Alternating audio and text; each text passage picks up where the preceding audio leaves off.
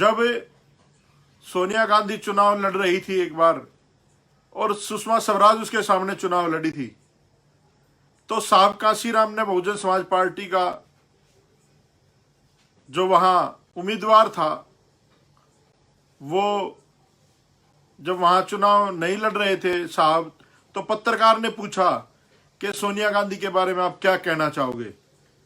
तो साहब कांशीराम जी ने कहा था कि क्या सुनना चाहते हो, कि विदेशी है, इटली से आई है, बाहर की है। कह रहा नहीं, वो इस देश की बहू है, इस देश की बेटी है, वो हमारी है। ये हमारे मान्यवर साहब कांशीराम ने सोनिया गांधी जी के लिए कहा था। और उसकी पार्टी की एक टुच्ची सी कार्यकर्ता कहूंगा मैं तो, जिस तरह की हरकत उसने की है, वो इस तरह की भाषा का इस्तेमाल करती है। मैं बताना चाहता हूं, बहन जी का जन्म 1956 में हुआ और जब मात्र 39 वर्ष की थी बहन जी, इस देश के सबसे बड़े प्रदेश की जो विधान परिषद है, विधानसभा है, सबसे बड़ी विधानसभा इस देश की, उत्तर प्रदेश, उसकी मुख्यमंत्री बनी थी बहन जी।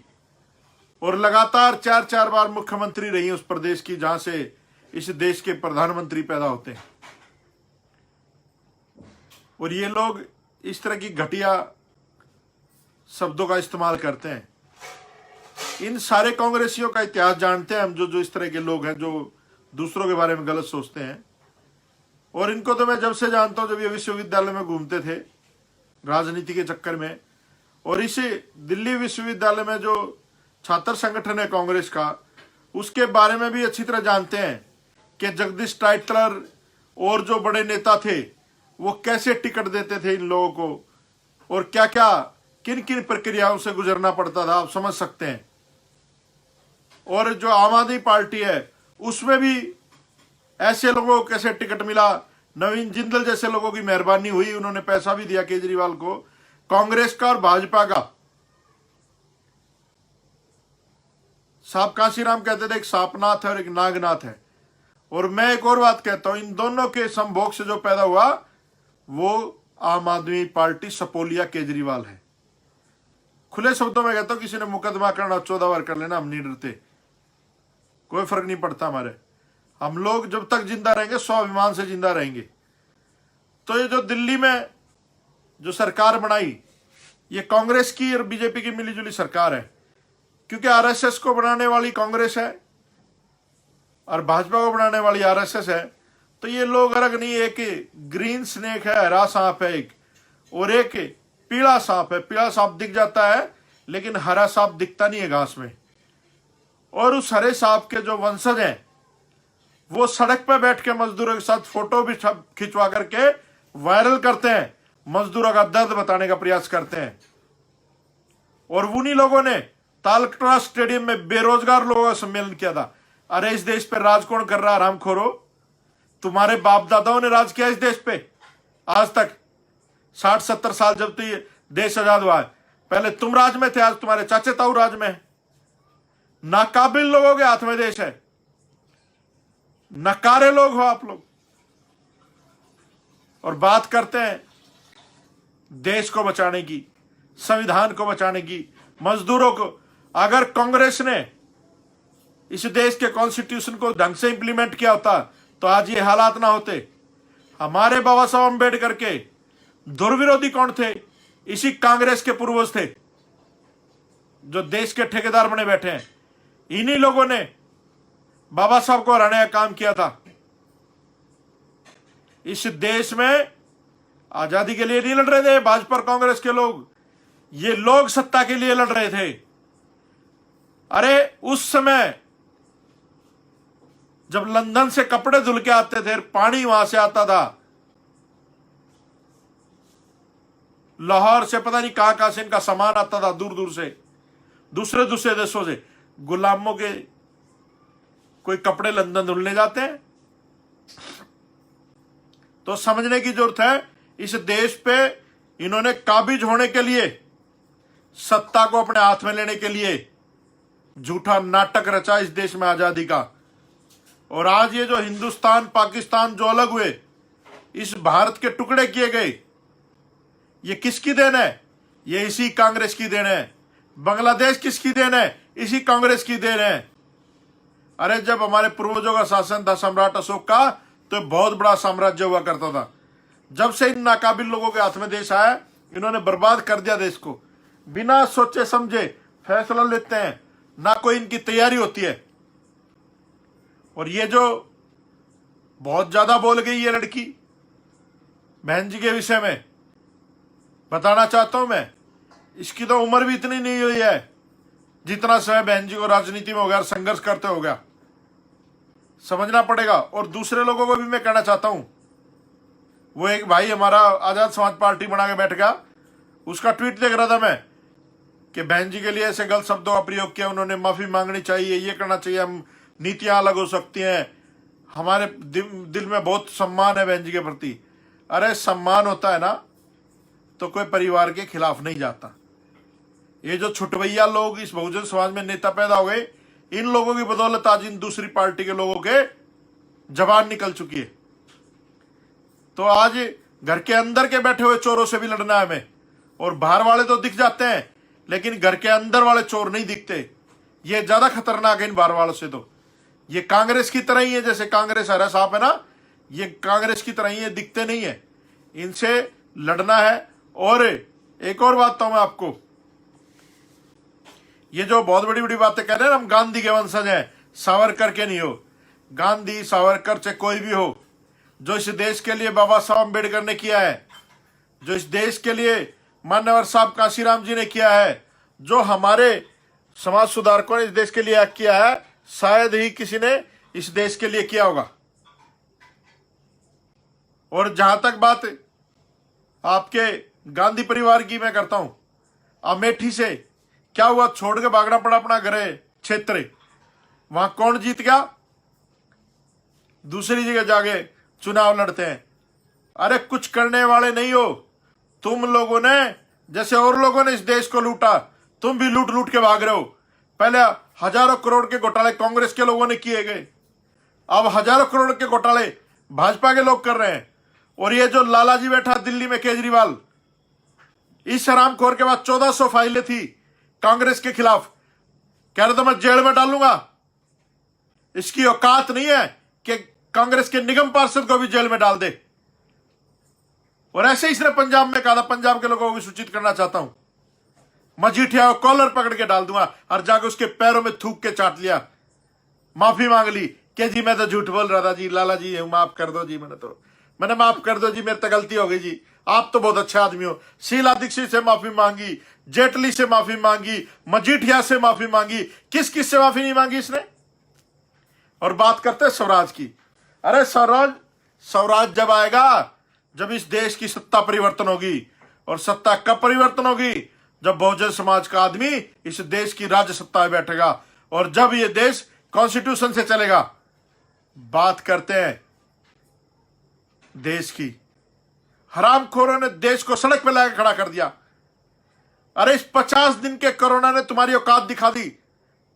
60-65 साल कांग्रेस ने राज किया है, और 6 साल इनको कच्छेदारियों को राज करते, तुम्हारी औकात दिखा दी। पूरा देश सड़क पर लिया है तुम लोग, मजदूर गरीब। मैं देख रहा था प्रधानमंत्री जी का इंटरव्यू, एक भाषण देख रहा था, उसमें कहता है कि गर्मी में भी मजदूर को मरना पड़ता है, सर्दी में भी मजदूर मरता है, और महामारी में भी बीमारी से मजदूर मरता है। अरे तुम्हारी सरकार कौन बनाता है? यही मजदूर बनाते हैं। अगर ये ठान लेना तो तुम लोगों को पता चल जाएगा कि इस देश में कैसे सत्ता हासिल की जाती है। बेवकूफ बना रखा, रेवड़ियां बांटते हैं। 20 लाख करोड़ ले जाओ जी, 30 कर दूं, 40 कर दूं, 50 कर दूं, बताओ कितने कर दूं? कमाल है यार, गजब के लोग हैं। 15 लाख तो दे दो इनके। कहां गए रामदेव, एक आंख वाला, जब कहता था कि 15 लाख लेके आएंगे, काला धन लेके आएंगे। अपना सारा काला धन नोटबंदी करके व्हाइट कर लिया, और लोगों का व्हाइट भी काला कर दिया। ये कमाल करा इन लोगों ने। बिना सोचे समझे जीएसटी लगा दी, बिना सोचे समझे देश लॉकडाउन कर दिया। कोई तैयारी इनके पास कोई नहीं है। गां के मुंह से ठीक होने वाले लोग हैं। अब कहां चलेगा गौमूत्र? प्रधानमंत्री पी के दिखाए गौमूत्र, कहे देश को संदेश दे, मोहन भागवत पी के दिखाए गौमूत्र, बताया कि भाई बहुत अच्छी बात है। जो इनके बड़े बड़े लोग हैं सारे गौमूत्र पिए सोशल मीडिया पे। अरे पाखंड को बंद करो। पेरियार स्वामी जैसे लोगों की बात समझो। मेरे 2-3 सवाल भगवान से भी हैं। मैं पूछना चाहता हूं भगवान से, क्या भगवान कोई डर है आपको? आप किसी को कभी दर्शन नहीं देते, कभी नहीं मिलते। दूसरा सवाल, इतनी कितनी भूख लगती है भगवान को, सबसे प्रसाद लेता रहता है, खाता रहता है, इतनी भूख मरी फिर भी प्रसाद लेता खाता रहता। क्या भगवान बहरा है? जो बलात्कार होती हुई महिलाओं की चीख नहीं सुनती उसको? गरीब मजदूर जो सड़क पर चल रहे हैं उनकी परेशानी नहीं दिख रही? कहां गया भगवान? कमाल के लोग हैं। हनुमान ने सूर्य खा लिया, अमेरिका को पता ही नहीं वहां चांदना हो रहा है। कमाल के लोग हैं। तो भाई अगर ये कांग्रेस के लोग समझते हैं कि किसी भी तरीके से हमारे से ज्यादा सुपीरियर है, तो मैं चैलेंज करता हूं उस महिला को जिसने बहन जी के खिलाफ ये गंदी भाषा का इस्तेमाल किया है। अपने बाप को ले आओ, राहुल गांधी को, और बिठाओ हमारे साथ, जो से टेलीविजन पे कहोगे उस पर बैठेंगे और बताएंगे इतिहास इस देश का, और कहेंगे बात बता, हमारे सामने बात करके दिखाए। इनकी औकात नहीं है। इस देश में सब कुछ ब्राह्मणवादी मनुवादी है। साहब काशीराम कहते थे कि मनी माफिया मीडिया ये सब आपके खिलाफ हो जाएंगे। आज जितने भी टेलीविजन है, जिसके भी घर में है, वो सारे कार्यकर्ता है भाजपा के। वो निष्पक्षता से काम ही नहीं करते। ऐसे लगे 20 लाख करोड़। अरे क्या कर दिया तुमने? सारा देश की औकात दिखा दी तुम लोगों ने। कितनी मतलब आराम से इन लोगों ने पूरे देश को, मजदूरों को उनके घर भेज दिया कि भाई अपने गांव में जाओ, अपने गांव में रहो, और गांव में ही शोषण सहते रहो इनका, जो ब्राह्मणवादी मनवादी लोग हैं। अभी लॉकडाउन के सारे हमारे लोगों को खूब अत्याचार हो रहे हैं, खूब हमारी बहन बेटियों पर बलात्कार हो रहा है, खूब हमारे लोगों को मारा जा रहा है, खूब हमारे लोगों के साथ एट्रोसिटी हो रही है इस लॉकडाउन के दौरान। कोई नहीं बोलता। समझ नहीं आ रहा ये देश को कहां ले जाना चाहते हैं। तो साथियों, आज एक बड़ी अपील कर रहा हूं मैं आप लोगों से। जितने लोग मुझे देख रहे हैं, कार्यकर्ता, ये जितने भी हरामखोर नेता हैं, इंक्लूडिंग मी, मैं भी, जितने भी नेता हैं रामजादे बहुजन समाज में जो बैठे हैं, ये साले कभी एक नहीं होते। जनता कहते कि इकट्ठे हो जाओ, हमने लड़ना है, संविधान खतरे में है, मूल निवासी खतरे में, फलाना खतरे में, डकड़ा खतरे में, चिल्ला चिल्ला के लोगों को डराते रहते हैं। लेकिन ये सारे के सारे रामखोर अपनी मूंछों की, अपनी पगड़ी की लड़ाई लड़ रहे हैं कि मैं नेतृत्व करूंगा, मैं नेतृत्व करूंगा, मैं नेतृत्व करूंगा। अरे सारे इकट्ठे हो जाओ, नहीं तो थारा सारा का इलाज होने वाला है। अभी मैं एक साधु की वीडियो देख रहा था, उसने चैलेंज करा है कि हम लोगों ने अपना संविधान बना लिया है, और मोदी जी का नाम लिया, मोदी जी देश के संविधान को बदलने वाले हैं। उस वीडियो में नाम लिया उसने, और उसने कहा कि बहुत बड़े संगठन ने, सनातन धर्म के संगठन ने, के प्रमुख ने मुझे यह बात जनता तक पहुंचाने के लिए कहा है कि बता दो कि हम अपने विधान से, संविधान से इस देश को चलाएंगे। तो आज फिर इस देश में आर्य नारियों की लड़ाई होना तय है। आज इस देश में फिर मूल निवासी और बाहर के लोगों की लड़ाई होना तय है। तो आप लोगों को तय करना है कि वोट किसको देना है। आप कौन खोल कर सुन लो, ये लोग चाहे इकट्ठे हो चाहे ना हो, आप लोग इस बहुजन समाज पार्टी को मजबूत करो। बहन जी आपके पास वोट मांगने आए ना आए, कोई आए उनका ना आए, मरने दो, बाढ़ में जाने दो उनको सबको। लेकिन आप लोग 2022 में उत्तर प्रदेश में चुनाव है और पंजाब में चुनाव है। आप लोगों ने दोनों स्टेटों में सरकार बनानी है अगर इन जुल्म जातियों के खिलाफ आपने अपने आप को बचाना है तो। और साथियों, ये टुच्चे मुच्चे लोगों को ना वायरल मत करा करो, इनकी औकात नहीं है इनका नाम हमारे लोग ले। ये तो फेमस होना चाहते हैं इधर उधर की बातें करके, और इनको बिल्कुल देखना बंद कर दो। हमारे समाज के लोग, चाहे कोई भी हो, जो आदमी बहुजन समाज का नहीं है, वो चाहे कितनी मीठी बात कर ले आपके लिए, वो आपका कभी हितैषी नहीं हो सकता। तो आपको समझना पड़ेगा कि इन सारे लोगों को, चाहे कोई भी आदमी हो, जो हमारे समाज का वो हमारी बात करेगा, हम उसको फॉलो करेंगे, दूसरा आदमी वो फॉलो नहीं करेंगे। इस दिल्ली के मुख्यमंत्री लाला जी ने, जब तक मैं मंत्री था, मैंने कॉन्स्टिट्यूशनल डे मनाया, बाबा साहब का जन्मदिन भी मनाया। इन्होंने आज तक बाबा साहब का जन्मदिन नहीं मनाया। इन लोगों ने दूसरी बार सरकार बन गई है। और एक बहुत बड़ी बात बताता हूं आपको, जब इस बढ़िया को, लाला जी को जरूरत थी सरकार बनाने की, जब तो जाता था वाल्मीकि मंदिर में पचकुया रोड मत्था टेकने के लिए, और अब जीतने के बाद कहां जाता है? हनुमान मंदिर जाता है। हनुमान मंदिर और खंड चालीसा का पाठ कराओ। आज तक वाल्मीकि जयंती नहीं मनाई इस आदमी ने। तो कितने मूर्ख हैं वाल्मीकि जाति के लोग। मैं स्पष्ट कहना चाहता हूं आप लोगों को, अरे दिल्ली में 27% जनसंख्या आपकी है, आप अपने दम पे सरकार बना सकते हो। और मैं गारंटी देता हूं, अगर तुम सरकार बना लो तो इस दिल्ली में जितने भी बहुजन समाज के लोग हैं उनको संपर्क करने का काम हम लोग कर सकते हैं। अरे ना एमसीडी में तनख्वाह देते टाइम से, ना हमारे लोगों को नौकरियां देते हैं। अब आप एक चीज देखिए, इस लाला जी ने जो बात कही थी कि मैं कोरोना योद्धाओं को 1 करोड़ रुपए दूंगा, इसने पुलिस वाले के घर भी पहुंचा दिए। हमें कोई दिक्कत नहीं, अच्छी बात, देने चाहिए। इसने टीचरों के घर भी पहुंचा दिया, अच्छी बात है भाई, देना चाहिए। इसने नर्स और डॉक्टरों के घर भी पहुंचा दिया 1 करोड़ रुपये, लेकिन सफाई कर्मचारी को नहीं दिया इसने, किसी को भी 1 रुपया। क्यों? क्या इस दिल्ली के 27% वाल्मीकि जाति के लोगों ने इसको वोट नहीं किया? किया वोट इसको, बल्कि इसकी जाति और इसके धर्म के लोग इसको वोट नहीं करते, हमारे लोगों ने वोट किया। लेकिन हमारे साथ हमेशा भेदभाव, छल कपट होता है। तो आप लोग, मैं गारंटी देता हूं, वाल्मीकि जाति के लोग अगर ठान लेना, सिर्फ वाल्मीकि जाति के लोग, सीखो यार आप लोग हरियाणा के जाटों से, हरियाणा के जाटों से सीखो आप लोग, और अपने अंदर राजनीतिक भूख पैदा करो, हुक्मरान बनने की भूख पैदा करो अपने अंदर। अरे 9 महीने के अंदर वो कल कालन का दुष्यंत चौटाला डिप्टी सीएम बना दिया हरियाणा के जाटों ने। मैं सैल्यूट करता हूं मूल निवासियों को, ओबीसी समाज के लोगों को, उन जाटों को सैल्यूट करता हूं कि 9 महीने के अंदर अपना छोरा जो है डिप्टी मुख्यमंत्री बना दिया। और तुम लोग घिस गए यहां पर, कहते कांग्रेस के भीतर बढ़े रहे, कहते बीजेपी के बढ़ गए, या 20 केजरीवाल के बढ़ गए। बढ़ते रहो, थारा कोई नहीं है, थारा लात मार के निकालेंगे। तो अगर आप लोगों ने संपन्न होना है और मजबूत होना है तो अपने लोगों को वोट डालना सीखो। मत करो किसी का भरोसा, कोई तुम्हारे पास आ रहा नहीं आ रहा। अपना फर्ज अदा करो। बाबा साहब अम्बेडकर का कर्ज हमारे ऊपर, मान्यवर साहब काशीराम का कर्ज हमारे ऊपर, उस कर्ज को उतारना है। थोड़ा बहुत जीवन में काम करके जाओ समाज के लिए, नहीं तो आपकी आने वाली जनरेशन, इस देश में दिखा दूंगा मैं दोबारा, तुम्हारे पीछे झाड़ू और गले में हांडी बंधी हुई दिखा दूंगा इस मनुस्मृति के राज में। बड़ी मुश्किल से बाबा साहब अम्बेडकर ने आपको संविधान दिया, बहुत कठिनाइयों से लड़के बाबा साहब ये संविधान लेके आए थे। और तुम लोग क्या कर रहे हो? उस संविधान को तार तार करवा रहे हो।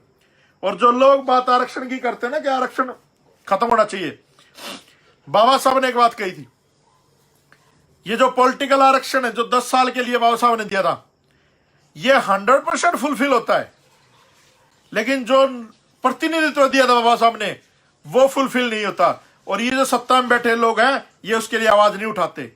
हर बार बढ़ा दिया जाता है 10 साल के लिए राजनीतिक आरक्षण। और मैं तो डिमांड करता हूं सोशल मीडिया के माध्यम से कि जो राजनीतिक आरक्षण है ये खत्म होना चाहिए, क्योंकि जो लोग चुनाव जीत के जाते हैं ये हमारे समाज के लोग नहीं है, ये कातिया के कुत्ते हैं। इन पार्टियों के कुत्ते से भी वफादार लोग हैं, ये अपने बापों की बात मानते हैं, अपने हुक्मरानों की बात मानते हैं, ये समाज की बात नहीं करते। नहीं तो इस देश में क्या मोदी की सरकार में दलित नहीं है? रामजादे हैं, लेकिन समाज की बात नहीं करते। क्या इस लाला जी की सरकार में दलित नहीं है? रामखोर है, लेकिन समाज की बात नहीं करते। क्यों? क्योंकि नौकरी कर रहे हैं। अगर नौकरी से बाहर जाएंगे तो लात मार दी जाएगी, किसी और गुलाम को बिठा दिया जाएगा। तो आज इस गुलामी से निकलने की जरूरत है। इन पॉलिटिकल पार्टी को टिकट वोट देना बंद कर दो, ये समाज के लोग नहीं है भाई। और मैं खुला चैलेंज करता हूं दोबारा आप लोग उसके सामने कि जोड़ से मंच पर आना, ये कांग्रेसी आ जाए हम लोगों से बात करने के लिए। तुम्हारी औकात नहीं है, तुम्हारे बाप की औकात नहीं है हमारी बहन जी के बारे में कहने की और उनसे बात करने की, ठीक है? अगर तुमने कुछ भी अगर आगे से कहा तो अगली बार जवाब किसी और चीज से देंगे, ध्यान रखना। जय भीम, नमो बुद्धाय साथियों। अगर आप चाहते हैं गरीब हर वंचित इंसान की आवाज आप तक पहुंचे तो हमारे चैनल को सब्सक्राइब करें और बेल आइकन का बटन दबाना ना भूलें। देखते रहिए बहुजन न्यूज।